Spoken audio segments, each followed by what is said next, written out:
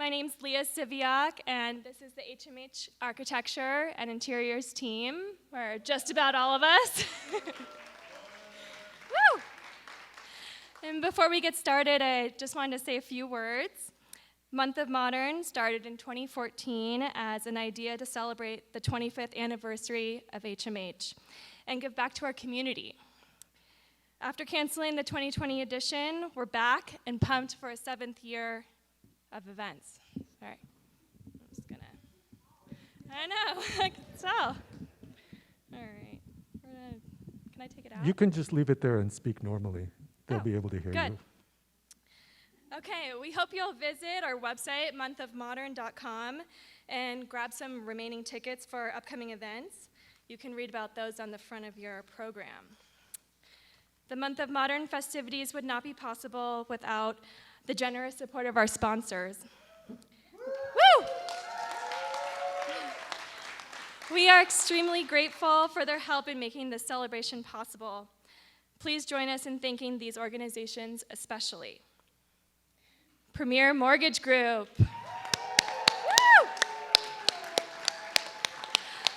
And Leah, Alexis, I know you're around here somewhere. We couldn't have done this without you either. Our media partners, Boulder Lifestyle Magazine and Modern in Denver Magazine. Woo!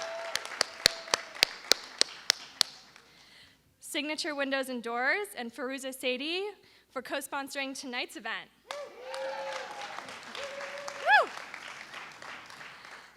Cottonwood Custom Home Builders for sponsoring the GFDA event on the 16th of this month. Woo! And a special thanks to Boulder Commons for providing an amazing space for this year's wrap party, fashion show. We also partnered with Art Squared to give ticket holders a sneak preview into Corey Richards' Icon 2 show during the wrap, so you don't want to miss that. Woo!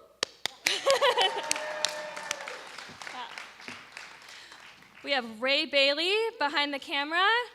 We're excited to be taking video, and we'll be sure to let you know when that's streaming.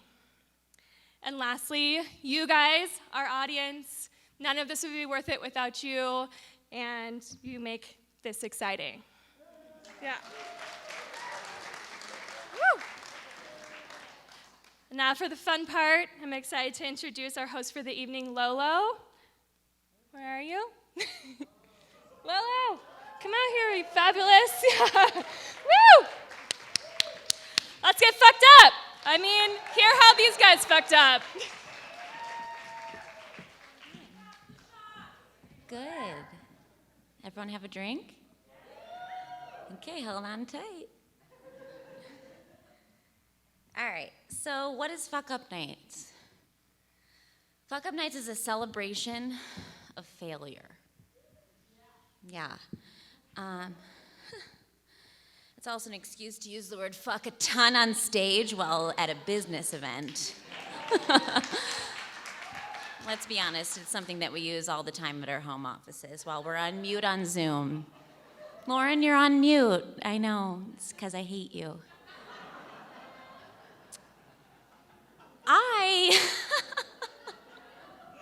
None of my clients are in the room.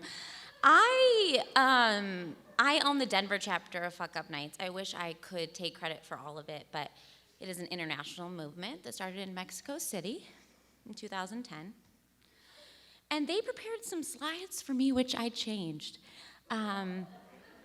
Here's the first one they provided. What is failure? It's the act of failing. Imagine using the actual word in the description to explain what the word means. It's the act of failing. We all know what failure is. It's ill-fated, it's dire. It's a disastrous event. It's an epic fall or a ruin of a quest. Thanks, Fuckup Nights. The truth is, failure is everywhere, but no one ever talks about it. Bullshit. This was written before 2020. We talk about failure now. This is my first event since it all went down. We talk about failure now, we just don't celebrate it. That's the truth. We one-up each other, we one down each other on how bad we failed during all this, but no one celebrates that it requires trying first. Fuckup Nights was founded in Mexico City in 2010. Group of friends just chilling at a bar, hanging out, swapping stories about their biggest failure. And they honestly were like, this is more interesting than a TED Talk. I feel more seen as a human. And none of us have ever been to a TED Talk, but we've listened to a bunch of them, right? You guys are familiar with TED Talk? Yeah? Okay. It's a masturbatory event where the person comes up stage and they tell you all the things that they've done that you haven't. And then when you leave, you feel like a horrible version of yourself. And you cry the whole way home. And then you put on a pair of high heels and you just do it all over again. And that's not what today is. Or at least that's not what my version of Fuckup Nights is. I'll probably be fired after this event, but it's been a pleasure. So Fuckup Nights was invented in Mexico City. They were all sitting around, they were chatting, they were saying, man, this is what I've messed up, this is what I've messed up. They decided to do an event. Lo and behold, that event went bananas. It's now in 300 cities, 90 countries, and over 25,000 failures have been shared throughout all of those countries and cities. Yeah, just a PSA. So you too can come up here and embarrass yourself in a town near you. If you'd like to, you can own a chapter of Fuckup Nights. I think it's like $12.99 a month, and that's it. And Boulder needs one. I own the Denver one, but Boulder's really missing something. So holler at me after this if you guys want to be the host of Fuckup Nights Boulder. And I say that because you get these handy slides from them, which is really nice. You see that globe up there. Fuckup Nights likes to use a 1990s reference of the Titanic to explain that failure is expectation versus reality. Can we all fake laugh? Yeah. So I took it upon myself to change the rest of the slides from here on out. My version of failure involves Pinterest. Y'all ever been on that site? You ever tried anything on that site? Okay. I'm a mom, so it's Easter, and I just want to make like little chicks coming out of the egg. It'd be so cute for everyone, right? Really give them a visual of what they're doing. And here's what it looks like. Oh, like construction workers run over. That's more relatable Fuckup Nights, so if you're watching this, maybe try to change the slides up a little bit. Okay, thanks. Look at him. That's me. Why is she up here? Because I was born with that. Thank you. I was born with that last name. Yeah. I'm not changing it. I've thought about it. I'm getting married in a couple of weeks. If you could clap, that'd be awesome. Yeah. Thanks. I'm going to tell my mom that you're the only people here that are excited about a wedding in 2021. That's my last name. Not Butts. I went by Butts for a while. That didn't stick. That is it. There's really no way around it. Lauren Butts. Right. Okay. And so we have our first heckler. So I've heard it all. You know, they come up to you like, your dad's Seymour? Oh, I haven't heard that one before, Bill. I'm going to fake laugh for a while. But I was born a failure. I mean, let's be honest. You come out like this, you're already batting at some sort of negative number. I don't know, I'm not a baseball player, but I'll tell you, I've really been a failure for most of my life. And I say that right now, you're like, oh, I feel so bad for you, but like, I'm actually proud of it. And you hopefully will be too after this. I remember, first day of kindergarten, came home from school, got my backpack on, walking through the house. My parents are really excited for me. I walk right past them, won't even look at them, go right into the bathroom, close the door. My dad's like, I got this. My dad's name is Bob Butts. He knocks on the door, honey, can I come in? I said, sure. He said, How was your first day? And I looked at him and I said, did you know? He's like, baby, yes, I knew. Butts is a funny name. I thought maybe kids were nicer. I was like, have you met kids? Have you guys met kids? I have too. They're mean. He said, babe, the best thing that you can do is make a joke before anyone else can. That was really good advice. Good dad, right? So that's what I've been doing ever since, is just sort of making a joke at my own expense before anybody else can notice. And it works. Try that. Write that down. I don't see anyone writing it down, but I would. So it wouldn't be fair. I was just telling you this, Harvey. I've hosted many nights of fuck-ups. I've never actually shared any fuck-ups of my own. It's really vulnerable. Can we give a round of applause to these people right here? Yeah, everybody's always like, Lauren, like, share a story. Like, what do you got? I'm like, okay, the event's over. Thank you for having me. Because I don't want to share them. Because it's scary. But I'm going to share a small story for you right now. I own a marketing firm in Denver called Bound Agency. But before that, I was a hopeful intern at an agency where I was the public relations intern. And I opened a restaurant called Linger in Denver. Y'all familiar? Remember back then? Okay. It was the hottest thing ever. And I was about to get my first national hit from Condé Nast. I emailed her, Dear Paulette, that's a made-up name, and you guys know it now because I stuttered over it. Did you know that you can wave your hand over the restroom, bathroom, and the toilet will flush? And she's like, that's not really an angle we cover, Lauren, but thank you so much for trying. And also, just so you know, your email signature says that.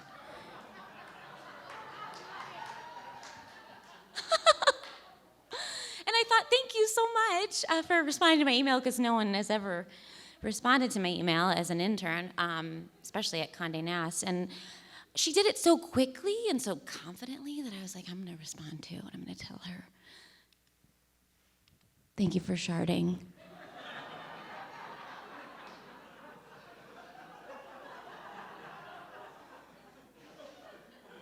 Thank you for sharding. Thank you for sharding that, Paulette. So, like I said, been a failure since birth. Here's the thing about failure. Isn't she sweet? Don't you want to kill her if you were her dad? Oh, makes you want to not have kids. All right, so look at that. The thing about failure is it's universal. We've done it since we were a wee young lad or lass. Look at her. I did it twice, mostly because it didn't fit the slide, but also because look at her face. Dad's gonna know. Dad's gonna know why he didn't want to have me. It's universal. In fact, I find out that it's universal really often because of the last name Butts, and I only bring it back there because that's where I feel like the biggest failure is when I'm introducing myself. It's still, as a 33-year-old woman, embarrassing, like, my name's Lauren Butts. Like, what'd you say? I'm actually getting married, like I said, and gonna go by Butts still, because I enjoy torture. And my fiance's last name is Power. So you can imagine there's Butts Power. There it is, okay? Raise your hand if you vote for Butts Power. Okay. Okay, honey, you're taking notes. What about Power Butts? Oh, okay. Okay, great. So that was my way out, but I really fucked that one up. Speaking of fuck, I'm going to put the clicker down because I'm serious now, and you know it. Can we all just get a little comfortable with the word? I'm going to ask you on the count of 3 to yell fuck. Now, the first time you guys are going to suck at it, because I've done this before, but let's just try it. I'm going to take a quick video, and on the count of 3, you're going to say fuck. 1, except for you up there, honey. You shouldn't be here. On the count of 3. 1, 2, 3. Okay, I'm going to say that was better than I expected, but we're better than that. On the count of 3. I mean, Say it like you just stepped on a Lego.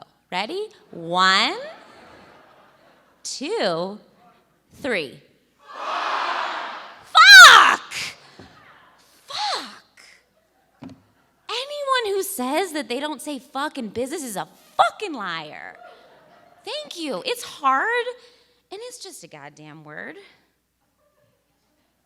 Okay. I'm gonna pick up my clicker again here and just show you that failure is, I changed this one as well. Failure is uncomfortable. They had a little like basketball circling around the hoop. I was like, no, nothing is more uncomfortable than not reading the contract and hiring that pig for your wedding. Look at the little girl. She's like, oh my God, the grandpa's like, fuck yeah. It's worth paying for this wedding. Failure is uncomfortable.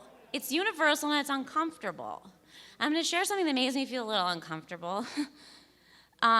People always try to one-up me with the last name Butts. I'm keep bringing it back there because I lived with it. But let me tell you, sorry? Butts is my grandmother's name. Sir, we have that in common. Imagine that. I'm sorry? No. Licko. So what just happened there, that's actually pretty good. It actually is a good segue into my story. A lot of people like to come up to me and one-down me. They'll say, oh, yeah, my name's Amanda. Imagine going through middle school with Amanda. Amanda. And I just look at them like, huh. Unless your last name is Licka or Dickhole, you're really not in my camp, honey, but thank you so much for showing up. I really appreciate you. And I told that story recently to a friend of mine, and she said, I got one for you, Lauren. And I was like, okay, bring it on. Licko is pretty good, or Licko, it's pretty good. Usually I don't get that. She said, I went to school with a rad dude named Philip Ajarapu. And I said, okay, Hillary, you've got me there.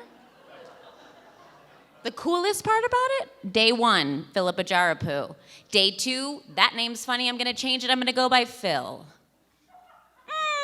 Phil Ajarapu, still funny, still not great. So failure is uncomfortable and it's universal.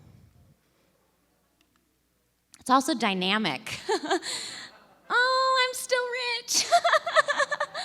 Oh, again, I'm still rich. Look how dumb I am. It's dynamic. You can feel it. You can really feel it. They had a roller coaster for this slide. I deleted that. So there you go. It's just, do you guys want one more? We'll stay here for a second. I'm rich. I'm dumb. Okay. Okay. Oh, and it's relative. It's all relative. Did you want a dick on your saint tattoo? Maybe you did. Craig?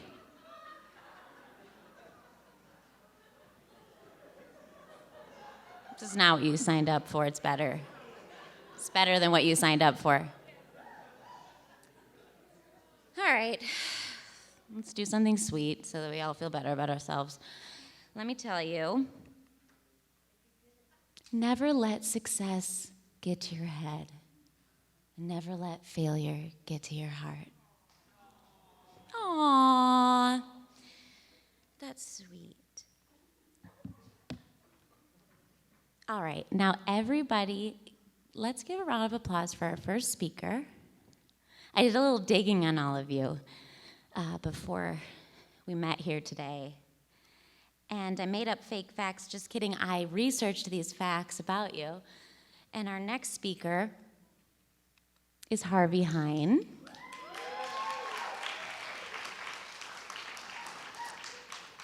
Harvey Hein was arrested for stealing a VHS copy of Harold and Kumar Go to White Castle from a Blockbuster in the year 1999. It's on record, honey. So give it up for Harvey, because he's going to be vulnerable and share his biggest failure.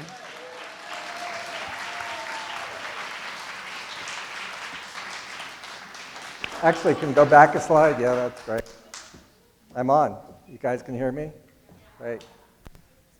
Yeah, well, great. That's an easy act to follow. So I'm going to have to lighten it up a bit. Okay, so Stephanie in the front row, she took that picture. Well, she said she's going to use the picture of me. I'm sorry I ever posed for it. And Stephanie is Month of Modern. Stephanie, please stand up. Yeah. I mean, Month of Modern is Stephanie, and Stephanie's Month of Modern. So without her, none of this would happen at all. And as you can see, normally I have shorter hair, but I decided to grow my hair out 3 years ago so I'd look like the poster on the Fuckup poster with my hair out like this, and I got fat because he's fat. And this morning I woke up and my hair was like this. And this is a true story, by the way, and I took a picture of myself and I sent it to Stephanie. And I said, look, Stephanie, I look just like the guy on the poster. And I think this is almost verbatim. She emailed back and said, that's hilarious, but no. There's going to be photographers at this event. Don't do it. So, but yeah, next. Really, my hair was inspired by this horse. It had nothing to do with Month of Modern. You gotta admit the hair looks really good on the horse. But fuck-ups can be spontaneous and end quickly, or they can be long and drawn out over years and be painful. An example of a spontaneous fuck-up was I don't know, 14 years old or something. I was in the elevator with my mom, and she says to me, in German, we were in the States, that the lady next to me had a face like a horse. And the lady looks over at my mom and answers her in German. I don't remember what she said, but I, as a 14-year-old, was totally horrified. And I don't think my mom was so bothered by it, but I'm still in therapy about my mother. So she got over it quickly, I didn't. That's a spontaneous fuck-up. My fuck-up probably took about 12 years over a long period of time. Some of it was in the making, some of it was kind of during the fuck-up, and some of it was the aftermath. But it started in about 2001. We're architects, interior designers, and we designed this mixed-use building, 20th and Pearl. You all probably know where it is. And it was one of the early mixed-use buildings in Boulder, and it was particularly special because it was over a warehouse, which was kind of fun. And about the same time, I was appointed by City Council to be the head of this board called the Alliance to change the zoning downtown, particularly on Canyon, to raise the zoning up so they could build canyonization of Canyon. Thank you. And so we were designing condominiums and working, and all my friends were selling their condominiums like hotcakes. They were making millions of dollars. And we were doing all the work and not making millions of dollars. And so I started to think, well, I too can be a developer and make millions of dollars. Why not? It can't be any harder than doing architecture. So I called up a friend of mine, a ski buddy, and I said, hey, he's a commercial realtor. There's probably 50 realtors in this audience here. And said, hey, let's do a mixed-use building together and make millions of dollars. And he said, great. So he, by the way, I didn't do any research on being a developer.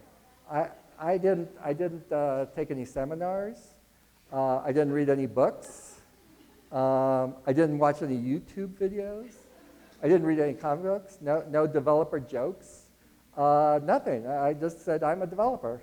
And when I picked my partners, my first partner I've ever had in my life, I didn't do any research on him. I didn't know what he did. I didn't know what his talents were. I didn't know how he did business. He was my ski buddy. So 2 major fuck-ups right there. And he didn't do any research on me. He didn't know what he was doing either.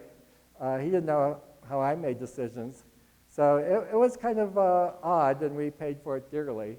But he did find a nice site, 15th and Arapahoe, right across the street from the high school. And there was a wedding shop and deli and hairdresser there. And we bought it for a couple $1 million.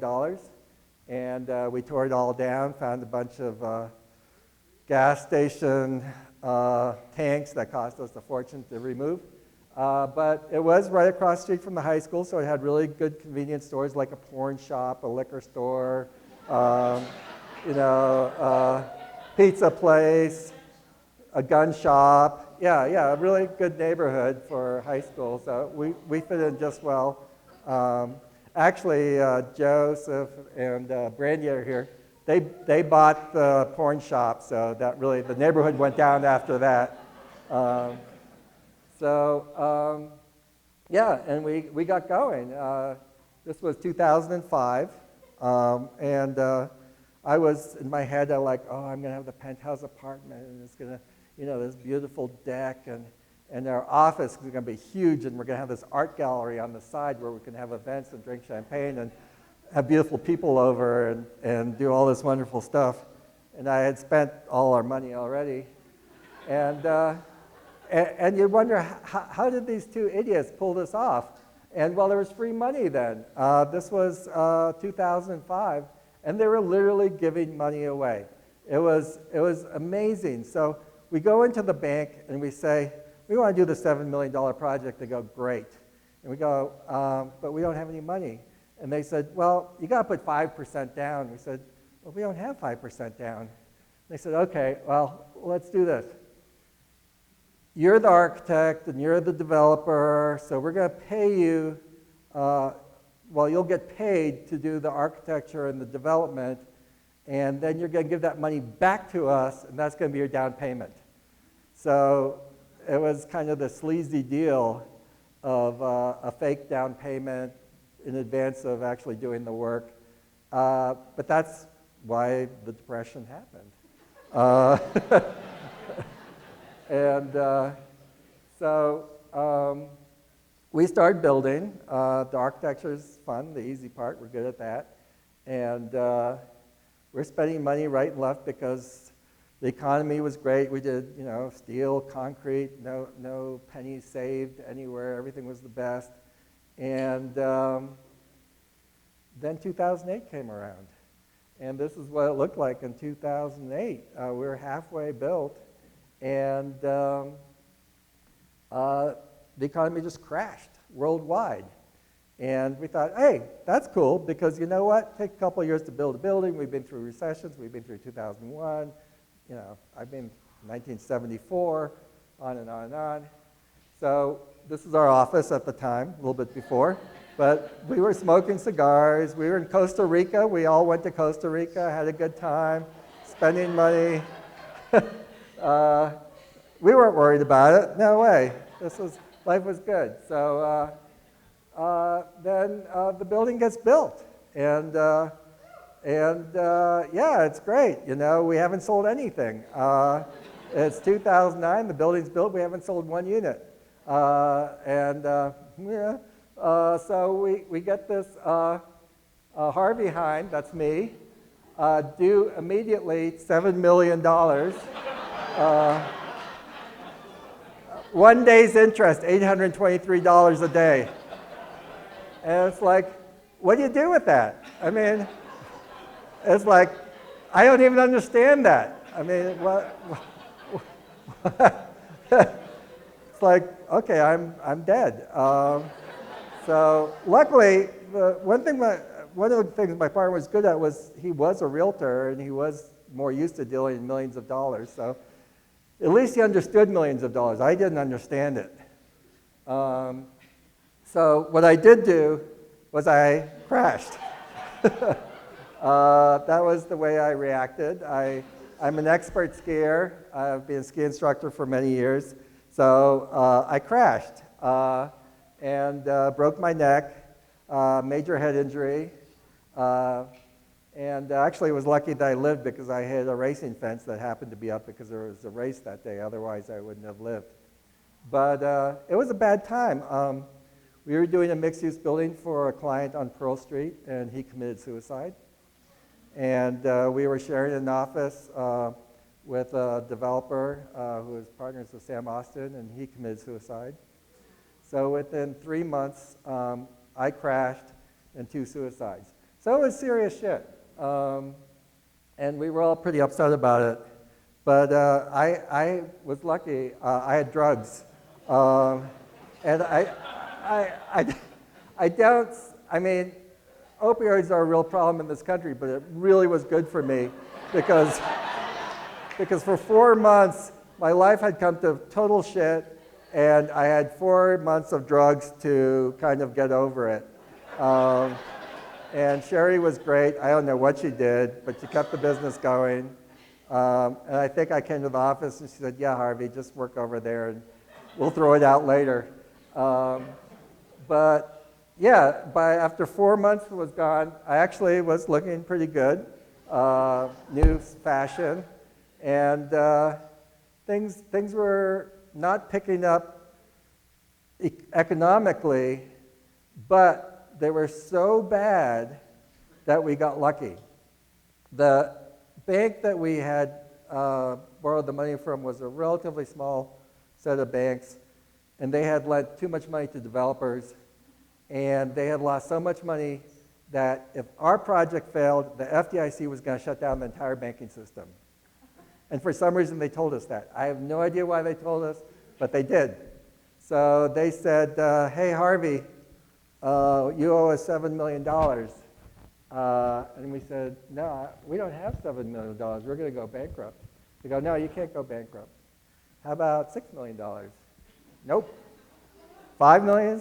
Yep. 4, 9, 3, nix. What do you guys have? What are you going to do? We don't have any money. We're broke. Oh, okay. Well, we'll take all the losses. So the bank took all the losses. That was the good news. The bad news was that the losses that they took were still our losses. So when they took our losses, they were paying us, so we had to pay taxes on it. So in the end, we still had $350,000 of taxes to pay on money that we never saw. But that's a lot better than $7 million. So, and then we got apartment, a condo. It wasn't the penthouse unit, it didn't have the big deck. It was much smaller, but it was still a great penthouse unit. That's not my wife, that's Caroline Ashley. Who's going to be a model at the fashion show, by the way. She's our local model. Yeah.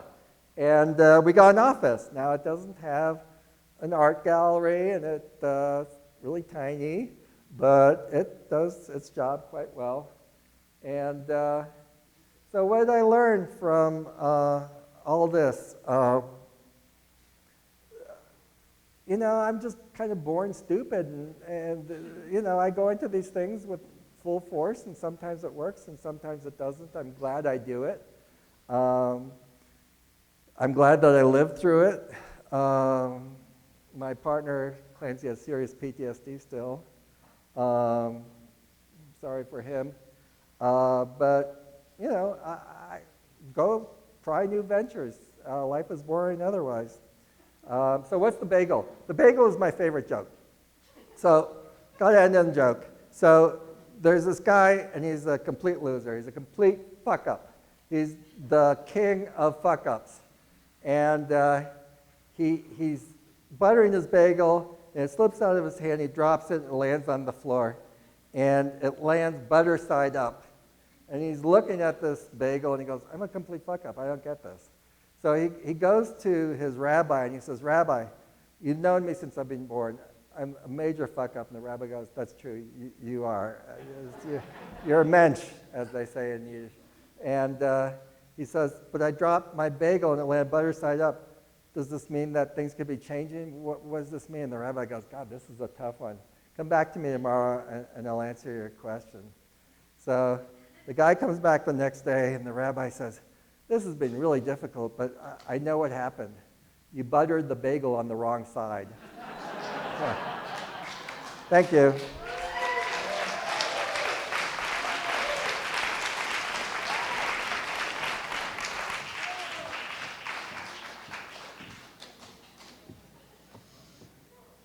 No. Oh, yes. Thank you so much. Another round of applause for Harvey Hine.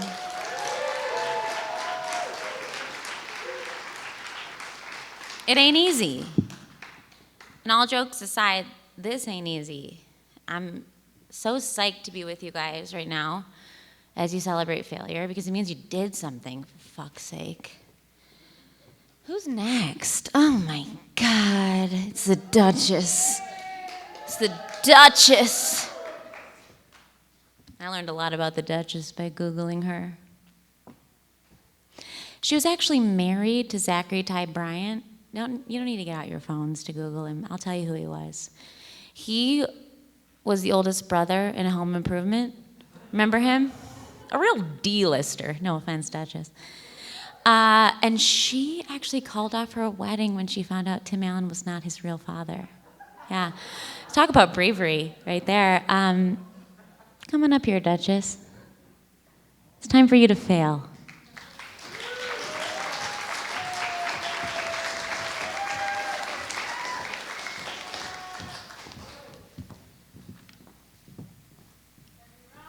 Okay, 2 things before I get started. First, I have to follow Butts and Heine. Second, they told me I have 7 minutes, and I don't know what the contract was with Harvey, but I'm pretty sure it was more than 7 minutes. All kidding aside, hi, I'm Deb. I'm a fuck-up.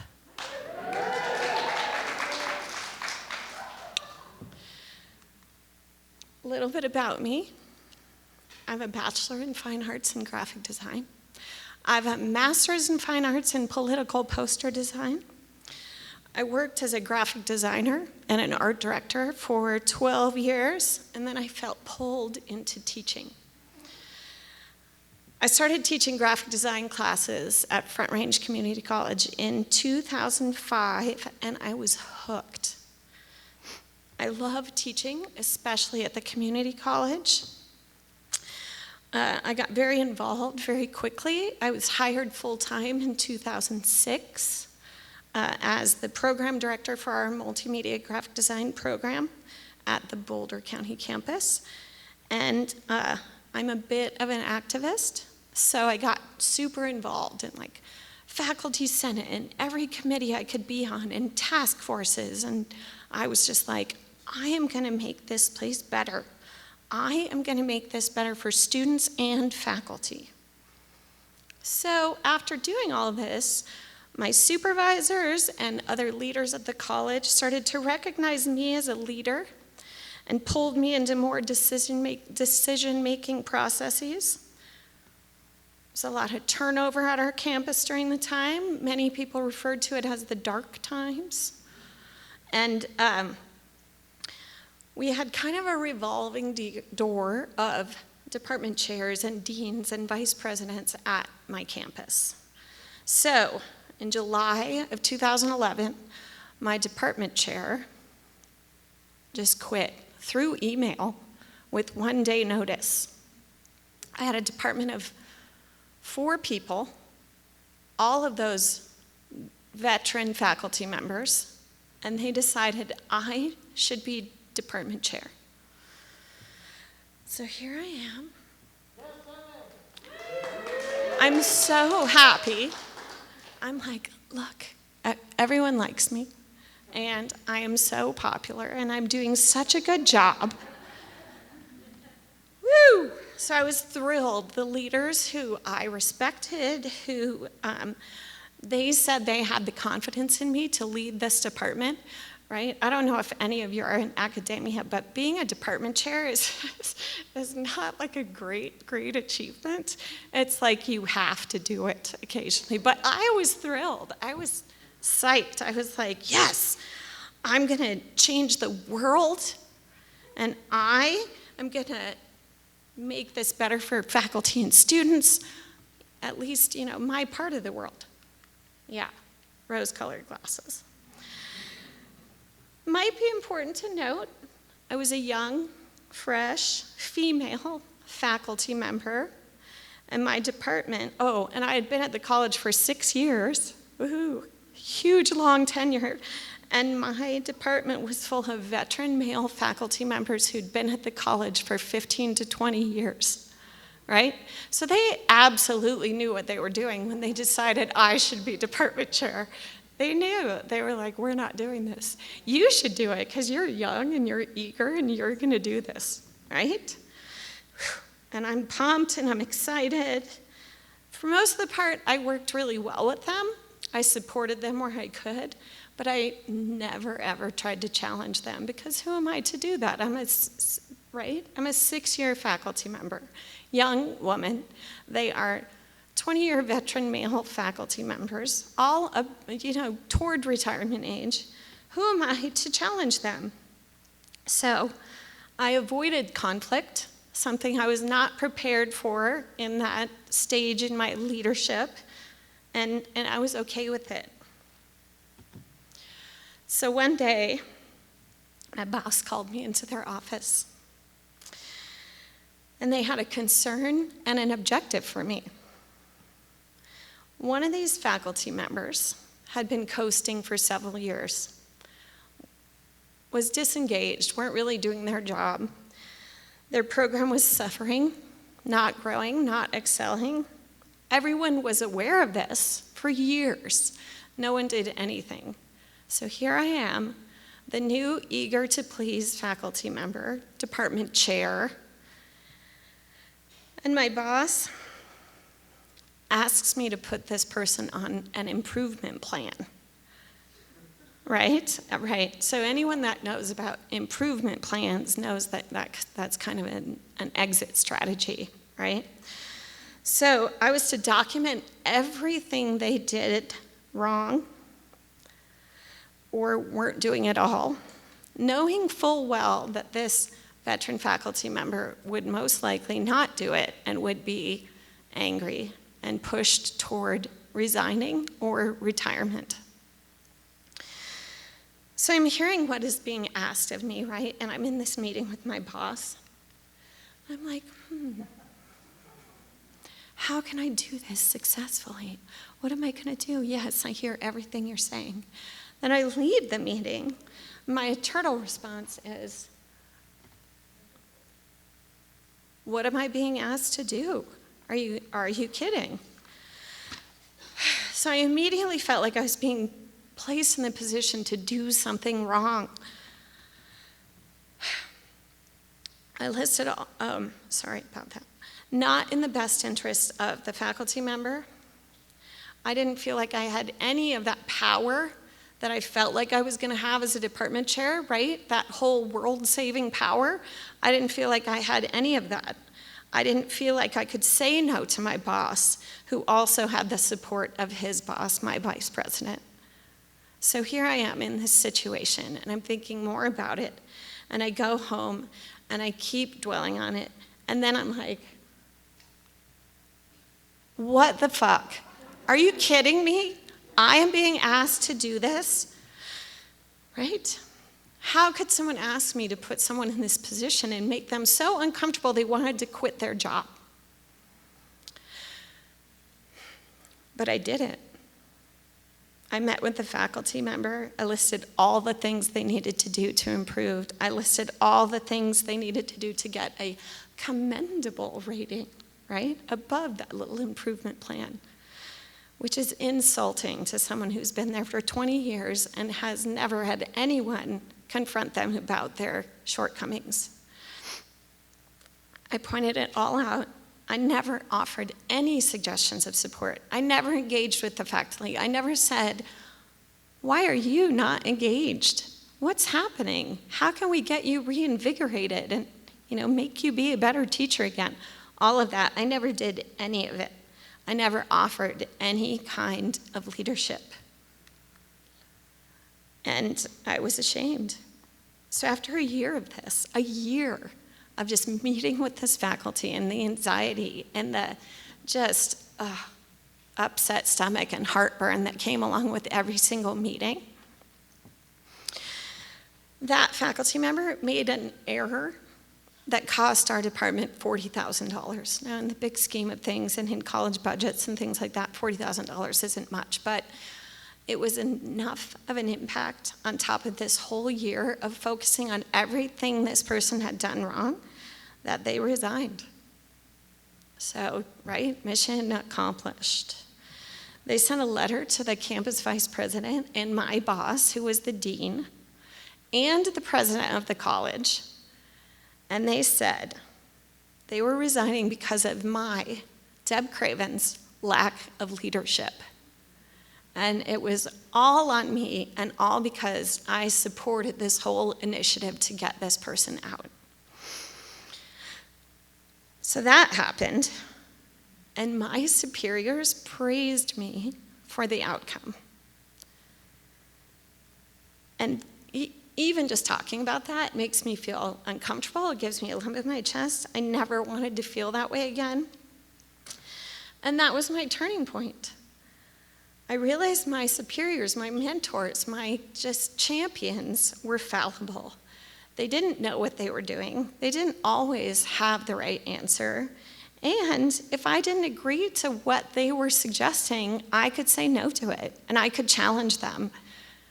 And in fact, challenging them when decisions like that were being made, when suggestions like that were being made from there forward, actually gave me more authority, more respect, and more of that power that I thought I had as a young supervisor. It was pretty awesome. So that led to my redemption. Yeah. So every time I've fucked up as a professional, it's because I didn't think about the person on the other end of the problem. I learned to deal with conflict head on, with resolution and not resignation.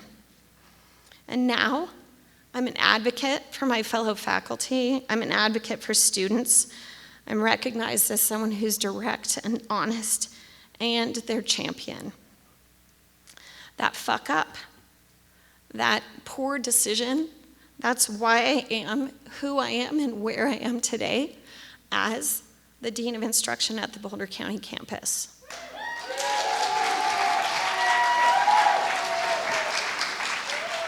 So now I'm happy, and that's my story.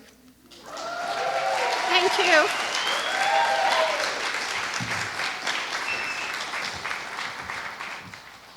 Y'all, all jokes aside, that's why we're here, right there. To bare your soul and to share something that hurts a little bit and to talk about where it got you, especially as a woman in business, to advocate for what you believe in. I want another round of applause.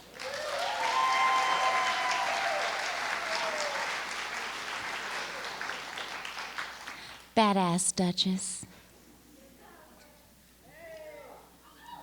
We're going to do one more speaker, and then we can all refresh our beverages. Jennifer's next. Not only did she finish her slides maybe 30 seconds before we started. Ooh. You know it's going to be good. That's how you know it's going to be good. She also successfully, or unsuccessfully, let's just say, ate at Casa Bonita for 365 days in a row in 2017. And her bowels are still paying for it. But come on up here, honey, and let's talk about your failures, if that's not one of them. Oh my God. I have to see if this is on. Is this on? Okay. Oh my God. And you guys didn't even show me how this works. Oh, you press the button and it goes to the next one. It does the thing? Okay, It's cool. yeah. Anybody else diagnosed with ADHD when they're 48? Yeah. That was fun. I think of all the things that I could have done had I known in the 80s, I don't even know how to turn this on, okay. Had I known in the 80s that I was ADHD. You fucked it up already. So I'm Jennifer Egbert. I've been in Boulder for 30 years. I think my biggest fuck up was saying that I would do this tonight. Because no joke, poor Steph, and thank you for, like, you're a fucking saint, was with me on Zoom yesterday and, like, via text all day today, me getting my shit together to talk to you guys about this, so it'll be interesting. Okay, cool. And, you know, I think that the thing, you know, we were asked, like, to show something that something stands out to you in your life, right? And the thing that comes up to me the biggest time, and it really does go back to this, like, late diagnosis of ADHD, is it was when I finally decided what I was gonna do, right? I'm a Gen Xer, classic Gen Xer. I was a 1991 graduate, like, read, you know, saw Slacker, like, read, what's it called? What was the book? I can't remember what it was called. But it was great. And, you know, it was one of those things where all the way back, as my 11-year-old would say, in the late 1900s, I made a choice to move ahead in my life. Are you moving this or am I moving this? Give me that. Yeah. Okay. And seriously, so it's 1999, and I wasn't in college at the beginning. I started college in 1991, by the way. And I'm working 2 jobs to pay for college, and as a result of that, I keep dropping out of college because I'm waking up at 6 in the morning, I am working in a coffee shop, I'm going to class from 12 to 3, coming home, working at a dress shop, and like closing at 10 o'clock. Like that was my life in the late 90s. And I'm not really in love with college. Core curriculum to me is the stupidest thing I've ever heard of. It makes no sense. And I realize that whatever I study in school, like I'm never gonna do at this point, right? So I'm like doing my BFA in photography. So after the second time I drop out, I reach out to a girlfriend and she's got a job. And she introduces me to a guy, and he's a 30-year-old meth addict. He called it Go Fast or something like that. And I was his executive assistant. And, sorry, you guys are gonna hate the slide situation. So I end up being the executive assistant to a 32-year-old meth head at a private portfolio on a foreign desk here in Boulder. And it seems cool at the time, right, because it's a job. And I could like be done, because we traded on the NASDAQ, so I could be done by 2:30 and like go up and hike the half pipe at Eldora. It was awesome. But there was this thing, it was the internet boom, and all the movies were coming out, like The Boiler Room, and I made some lifelong friends, like people in that office who were horrible to me then are still people that I talk to this day. They're friends of mine now. But it's just not for me, you know, especially because not only is everyone miserable in the office, but I don't know what the fuck I'm doing. Like, I don't have a clue. I don't get trained for this job. They sat me down. They said start calling these people, and that was that. So, of course, I get fired because the mail boy decides he wants my job, and I don't really know what I'm doing. I suck at it. I'm not going to lie.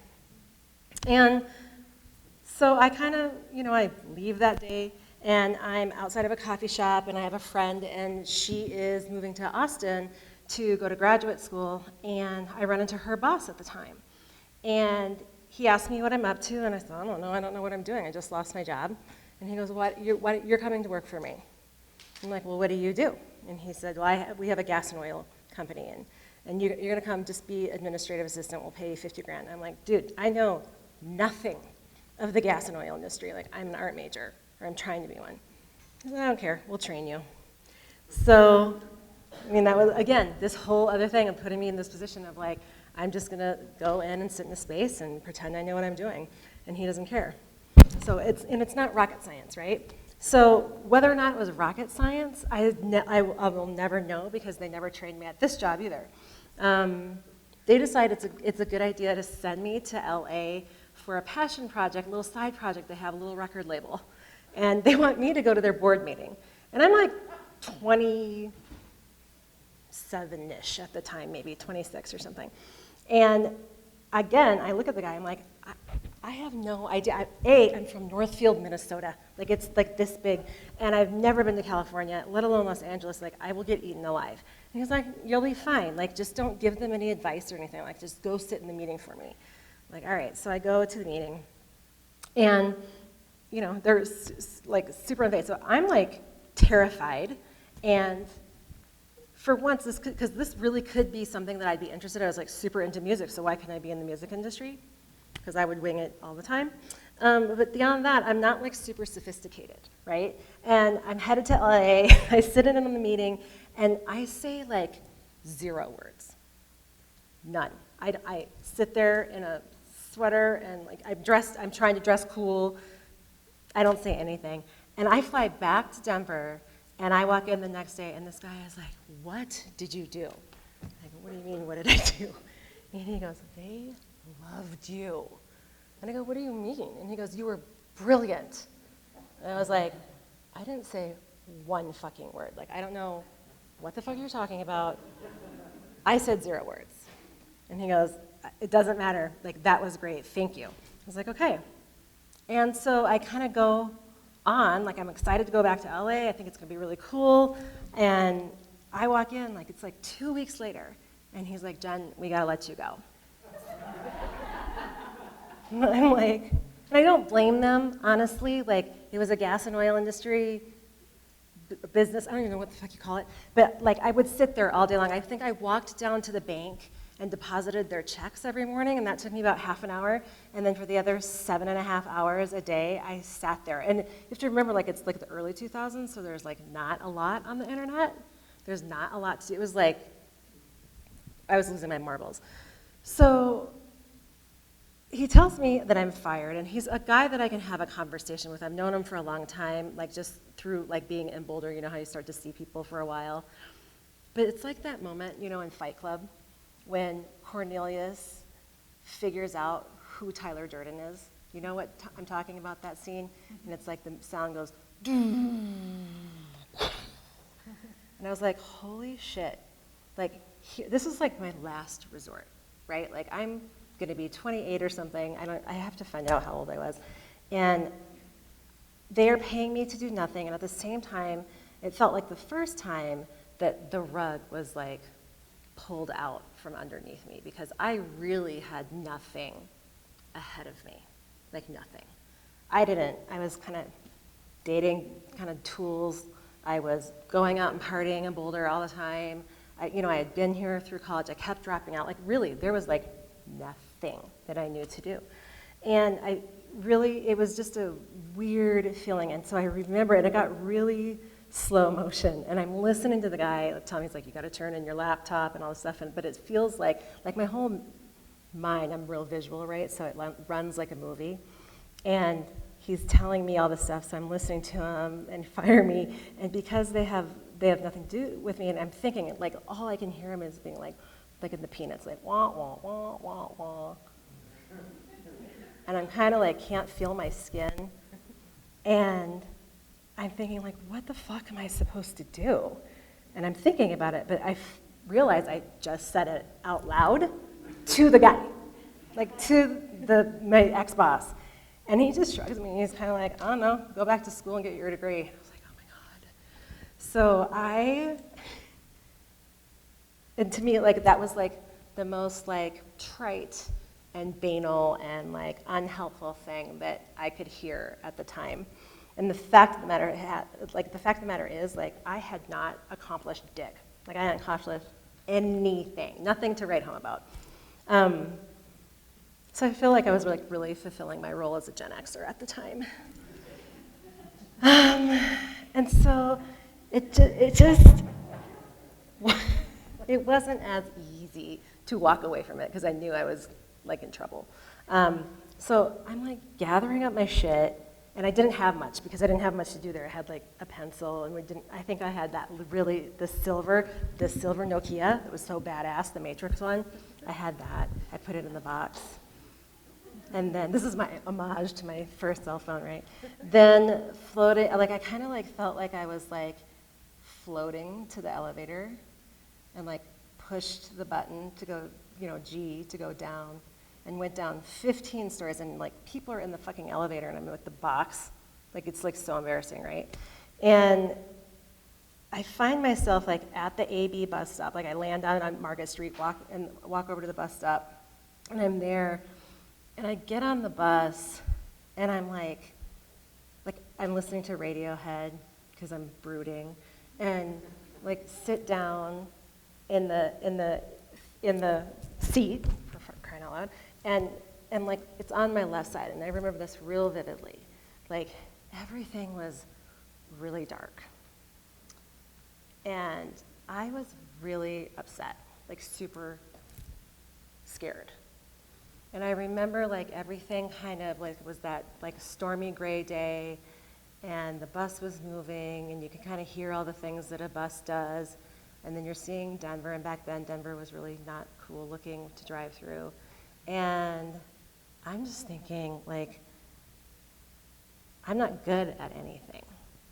And I'm thinking that, you know, I don't know what I'm gonna do next, and I don't really feel like it's gonna come to me anytime soon. So I do what any desperate person would do, and I go get 2 jobs. I go work at a store called Max here in Boulder, which is a high-end retail shop that my friend Max Martinez started on a $10,000 credit card. I love that man. He taught me everything that I know about sales. Like and I still have it. I tried to find it for you guys tonight, but I still have the book he handed me. It was called The 1 Minute Salesman, and it's all crinkled and like water stained and stuff and highlighted. But he handed me this and he goes, just do the stuff in here. It was like super basic shit, right? And then I worked at Hapa, and I worked Tuesdays and Thursdays lunches, and then I worked Friday nights and Saturday nights. And I started noticing that on my lunches and at the store, the same people kept coming in over and over. And in fact, there's a woman here who I begged to get into real estate, and she is now, and she was one of my clients. And I saw you in the lobby for your Zesta. That was awesome. And it was really cool. Like that was a moment when I noticed that like I had started to create a clientele. And I had a friend, a girlfriend of mine through college, and she was the executive assistant to a broker here. And she like had a life. Like she had a car that she owned, and she had bought some condos, and you know, she was like doing things that to me represented kind of moving into a future that did something for you. So I called her and, you know, just asked her what she thought about it, and you know, she kind of told me the get-go, and all of us in real estate know that it's like not the easiest job ever. We deal with a lot of personalities, and we, you know, have to deal with a lot of things, but I'm good at sales and I'm good at people, so it can't hurt, right? So I take, you know, night classes. I'm working these 2 jobs, and I'm taking night classes because we didn't have internet classes in 2002 or 2001. And I have to take the fucking real estate test that everybody on the motherfucking planet can take 3 times. Because I can't take standardized tests, because I'm ADHD, probably a little dyslexic. And so I take it, I pass the 3rd time with 1 point. That's great. I will take it. I was like flying home on cloud 9. I thought it was amazing. Thank you. Thank you. My $1,000 for my license, totally worth it. Totally worth your applause. But this is what people think of realtors and about being realtors. I didn't expect this. Nice. Whoa. Is that what everyone does when Why? their dreams are crushed? I feel like that's like the only way out. I don't want to do that. Can you even picture me selling houses? Yeah, I think you'd actually be pretty great. Hi, welcome in. Here's the kitchen. Well, you don't. We'll try to kill them. Here's the bathroom. Yep, and Do then you like it? Do you want to buy it? and then you This get is paid my millions of entire dollars. job. Is just doing that and then other stuff that's boring. Please don't be a real estate agent. Could you imagine showing with you? Sorry, no offense to you guys, but that sounds so boring. I don't think my life's that boring. It's not that boring. But this made me so happy because I love it that not everybody will go get their real estate license. And really, for the first time in my scholastic and professional career, I chose something that was right for me, and I think it just keeps getting better, like even 20 years later. So being a dropout's not such a bad thing. have to cue you to clap again because we've all had a real estate agent. We all feel really bad for that person when we're the client. Maybe that's just me. Our next speaker is Jay. I did some research on Jay. Don't be embarrassed, honey. He's a 3-time world champion tap dancer. He did give up his reign, though, to a 7-year-old girl from Casper, Wyoming. I'm sorry, I did look that up on Wikipedia as well. It's okay, honey. We all fall. Thank you very much. When it comes to fucking up, a lot of people think, oh my God, you fucked up. Are you okay? Did you get fired? Did you go to jail? I come from a background of skateboarding and surfing where falling down, getting back up, and just kind of recommitting and learning from it is just how it all goes. It is really how you get better. Fucking up is just part of the game. And for the record, and against all of your best judgment, I've never been fired. I've never been to jail. Arrested, maybe. And detained, certainly. Originally, I wanted to come here and tell you about how I had started this badass agency in the Silicon Valley, and how when I found out that I wouldn't make partner, I set out to show those fucking guys what was up. And I was going to go get a better job and get more responsibility and make more money, blah, blah, blah. And instead of wasting all your time doing that, I'm just going to get to it. So I'm going to talk about 3 vignettes from my first job as creative director that were really formative in the evolution of my design career. We're going to take it back to the year 2002. CD, Heelys, Sidekicks, Blockbuster is still here, VHS tapes. The year's 2002. I've been designing professionally for a while, but at this point, I still don't really know shit. What I do know is I want to make stuff. I just don't know who I'm going to make it for, but I know I would make it for whoever would let me. I didn't know why I was going to do it or how I was going to do it, but I knew I wanted to make stuff. And for a little bit of context, the brand I'm about to tell you about that I am going to regale you with stories from was a company called Phoenix Technologies. Judging by your reaction, you know this company. The preeminent maker and distributor of BIOS, that little teeny chunk of software that starts up all the PCs in the world. They also start up ATMs, cash registers, gas pumps, all those things that you were like, is there a computer in there? You think there is. Yeah, that's the Phoenix we're talking about here, not any of the other Phoenixes that you've heard of. Well, anyway, their space was becoming commoditized. They wanted someone to help them make their brand a little bit more of a premium offering because, the PC market needs premium BIOS. So the opportunity actually at this job was pretty huge. Literally, I was being handed the keys to everything. And for instance, in one of my interviews, they were like, you don't like our lobby? Redesign it. Like, literally, it's yours. Like, change that couch, we got budget, blah, blah, blah. And it was a big global company, emerging digital presence, lots of collateral to redo, new products. I'm going to redesign it all. It's going to be my vision. It's going to be fucking cool. So back to I just wanted to make stuff, one more. I wanted to make things, and I didn't care who I made it for, but I knew I was going to make this brand so rad. Like all those albums I loved, all the devices I liked, all the magazines I read, the cars I wanted, the tech I was into, whatever it was, yeah, it was going to be great. So I start the new gig in earnest. And first off, this isn't like an agency that I had just come out of. We're talking like a full fucking corporate cube farm. No foosball, no Friday keg parties, no kombucha on tap, none of that shit. This is also Silicon Valley, San Jose, Milpitas area, which if you haven't been there, it's not much better today than it was in 2002. And we also all know I'm a little bit hyperactive, and I am completely undeterred in my rad making as we're heading into this. So first up, website. There have been a lot of complaints about the website. It was actually one of the reasons I got hired. Its maintenance and evolution were going to be one of my big responsibilities. It was super outdated. The salespeople hated it.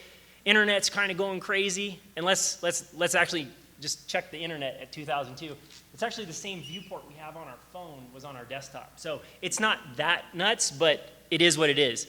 Blinky GIFs were still in vogue. There's a little bit of Flash on the scene. And the funny thing about websites, though, is no matter how shitty they are, they all have legacy. Someone depends on those websites for something, and they're all a reason why they're shitty or what they are at that point. There was a reason for it. And very often people depend on them in some way or another. So I dive in. This is what, most of what we were looking at on was literally that little computer. I worked for a guy that actually made me design special faces that only fit on his clamshell Apple, which was like so stupid because nobody else in the world actually, especially in business, had that.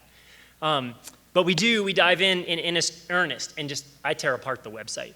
Throw away old pages, I rearrange literally everything. Reorganize product lines, huge update to the look and feel, new fonts, colors, palettes, all this stuff that designers do. The new site launches, and about a day or so later, angry sales guy comes into my cube. And I'm like, fuck, this guy looks pissed. And then he goes, I hear you're the guy who designed the new website. I'm like, looks fucking rad, right? And he's like, he pushes his way into my cube, gets on my machine, types in Phoenix Technologies. Actually, it was Phoenix.com, and a lot of people offered to buy it from us. It was Phoenix.com. He pulls it up, he goes, where's our fucking phone number? How are people going to get a hold of us? And I'm like, ooh, shit. And then right around that time, the Asian office starts to call. This is a global company. Turns out a lot of those pages I threw away there, I was like, who needs these? What is this? What is all these numbers, man? It's fucking out. Let's throw that away. Turns out some of those pages were kind of critical, and engineers might pull some code off those every once in a while and build PCs with them and stuff. So if you were to ask me, did we fuck up? I'd say yeah. And we ended up redesigning the site pretty shortly after that, a second time. Another offshoot of the super web redo we've been talking about was a complete overhaul of the entire brand system, collateral, everything. So while working on the website, I came up with the fantastic idea that every product line, every department was going to get its own colorway. And we carried this down into sales materials and all those things that make business fucking cool, like PowerPoint and like data sheets and all that kind of stuff.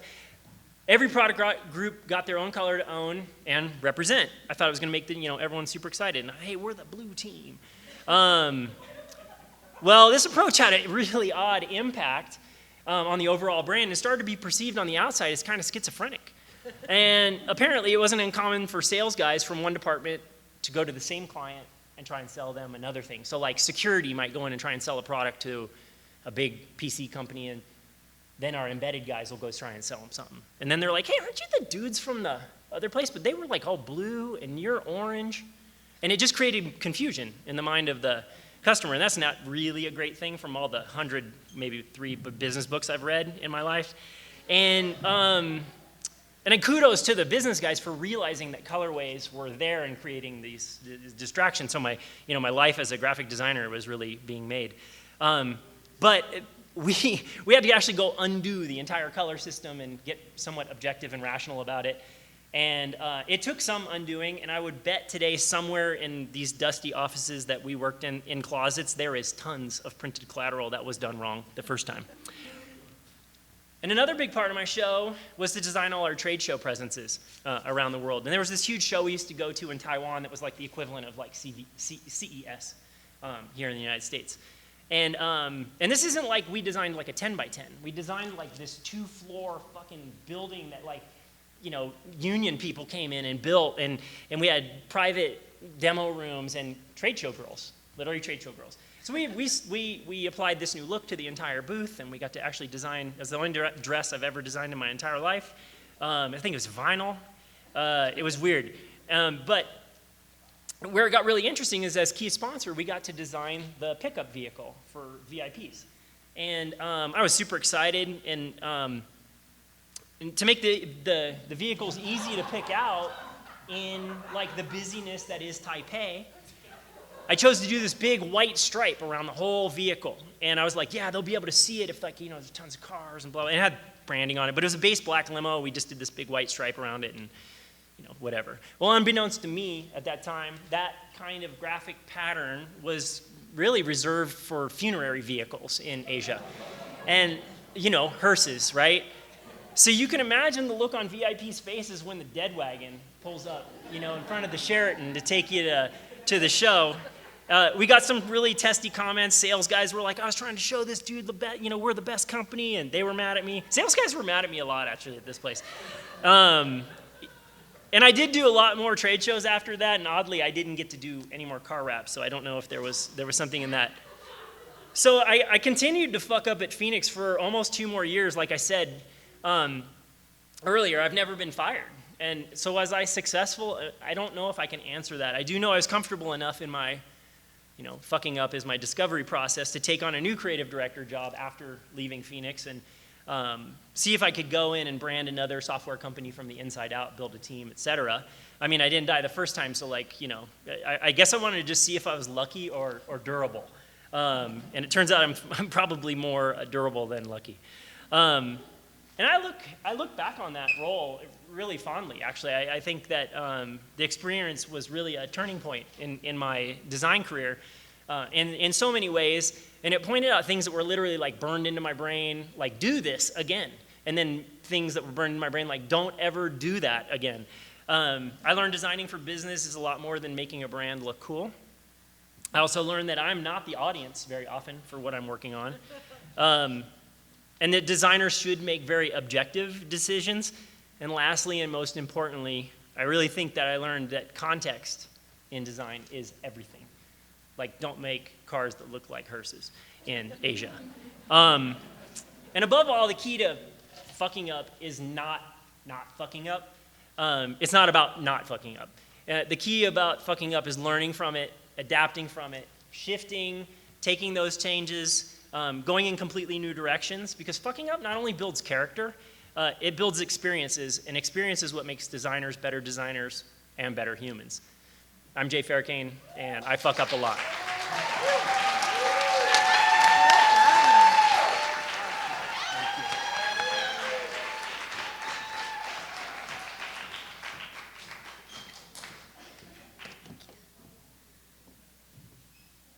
Holy shit, dude. You made failure look cool. I want to be a fuck up like Jay. Our last speaker, she doesn't want to be called, wait, I'm sorry. You don't want to be called the headliner. You don't identify with that. Okay, the finale. Yeah. Way less pressure. Katie, interesting, I found out by Googling Katie that she invented the bend and snap. Are you guys, let me show you.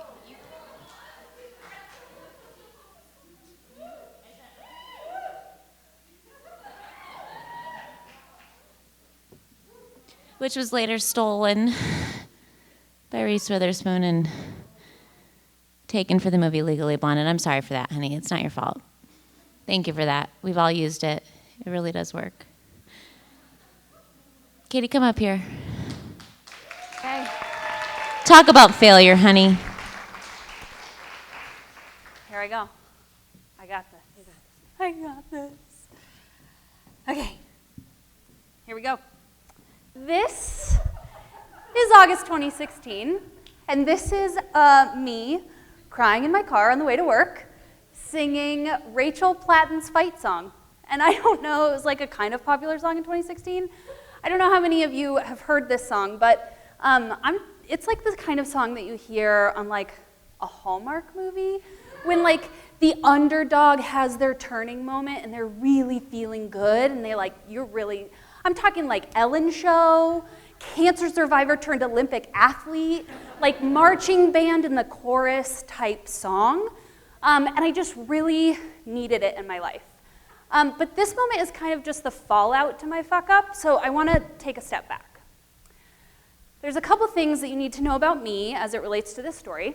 One, I have always had a voice. I was born with one, a very loud one. I was kicked out of the nursery just days old for being too loud until I got what I wanted. I was disturbing all of the other babies. Two, I was that asshole in college that would like come to class on the first day and think, I am so smart and I can work so hard and I'm gonna set the curve in this class, and I often did. So like, sorry about that. Career-wise, number three, career-wise, I am a self-proclaimed startup junkie. Startups are all I've ever worked in. I love working hard and I love learning fast. And I love the feeling that I get when a company just kind of like takes off. because of that, I've worked in a whole bunch of industries, and I've done a whole bunch of different jobs. I'm definitely the jack of all trades. And it's kind of a blessing and a curse, which we'll get into. So in 2014, I was shooting and editing marketing videos for a local startup in town here, and it was kind of petering out, as startups sometimes do, and I was just really looking for a change. I was feeling super good about my professional advancement at that point, and I was like, man, I'm 25, I feel so good, I'm ready to take that next leap. Looking back now, what an asshole thing to say, right?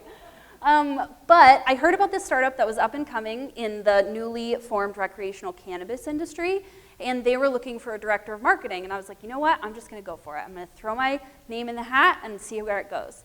So I applied, I interviewed, and I got the job. And where I was in my life, I was stoked. They were paying me more than I had ever made before.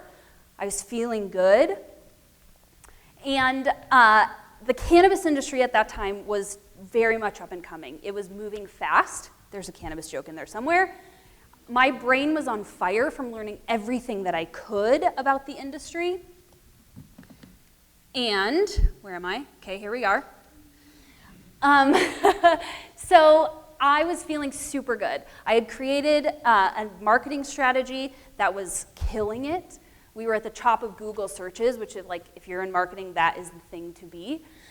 We were generating good new business. We were feeling good. The CEO that hired me was feeling good about the work I was doing, and it felt really great. I was just so fucking stoked. I was stoked. But then, as all startups do, it started to pivot. There we go. The CEO who hired me, who had entrusted me with this really amazing role and who had a bunch of confidence in me to make it happen, he left. And that seat kind of became a revolving door. I saw a ton of different CEOs come and go while I was there, but I decided to stick around. The industry was still exciting, and I had worked so hard to get there, and I wasn't willing to give that up yet. So in early 2016, I got a new boss, again.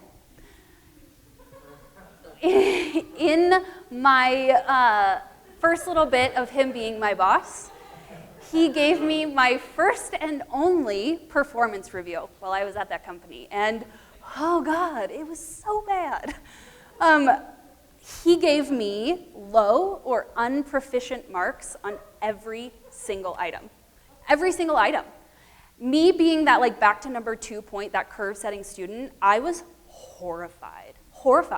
I cried in his office, and it was one of the lowest moments, being that A+ student, it was horrendous. But it was really clear to me at that moment that he didn't want me in that role. So I decided that I was just gonna keep my head down, keep working hard, and maybe I would be good enough to earn that trust that I had with that first CEO. Shortly after that, a few months later, he came to my office and sat me down and said, hey, I'm gonna be replacing you with someone with an MBA, because MBAs know how to market. With my startup experience, I was like, well, that's a big fuck you, but cool. I'm doing a pretty good job, I thought, but maybe not. So he sat me down and said, I'm gonna do that, and I didn't say anything. I didn't speak up. I didn't stand up for myself. I didn't tell him our successes. I didn't stick up for my team, nothing. I just let it happen. And then the biggest blow came when he told me that I was gonna be in charge of interviewing them. I was gonna be in charge, fucked up, right? So fucked up. Such a burn. So I was gonna be in charge of interviewing them. I was gonna be reporting to them once they had hired them. I was going to be just shit on the dirt, right? That was bad news. I was beyond hurt. I was beyond angry.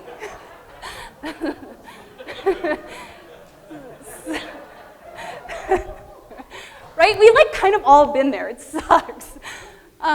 So I was beyond hurt. I was beyond angry. But again, I didn't say anything. I just kept showing up to work. My self-confidence at that point was in a total free fall. So by mid-2016, I needed this Rachel Platten song. Like, the lyrics are like, this is my fight song, my take back my life song, and I'm just like blaring it in my car on the way to work every single day. Like, I am sure that Spotify's algorithm still has it as like one of the top 10 songs that I've like ever played, because I listened to it so much during that time. And eventually my fuck up came into focus. I lost my voice, right? Like, I lost my voice. I didn't speak up for myself. I had let this person bully me to the point where I no longer believed that I was smart.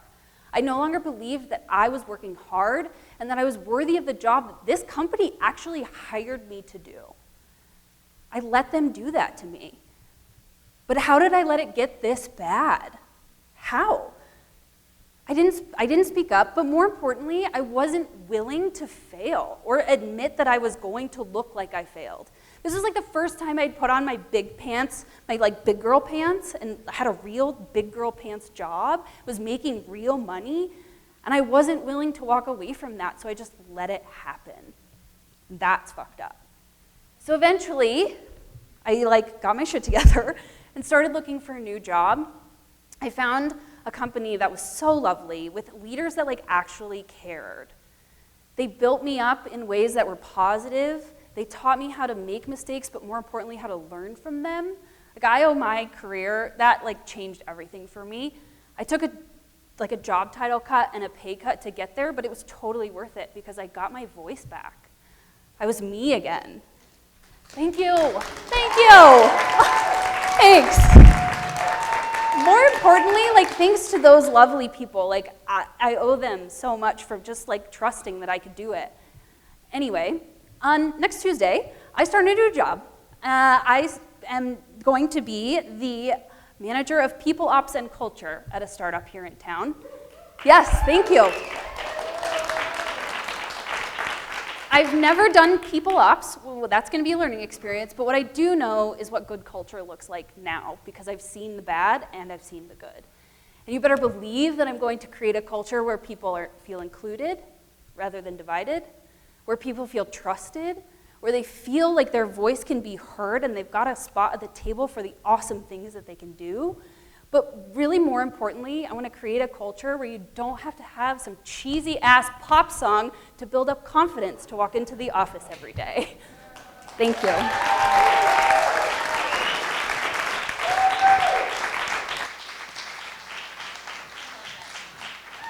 You love that song?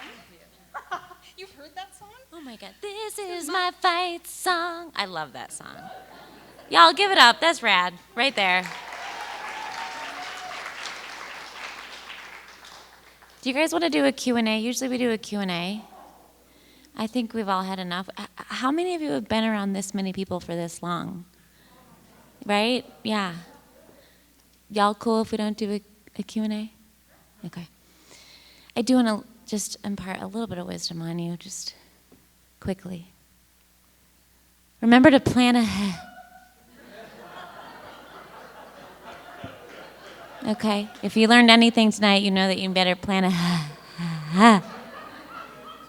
Okay?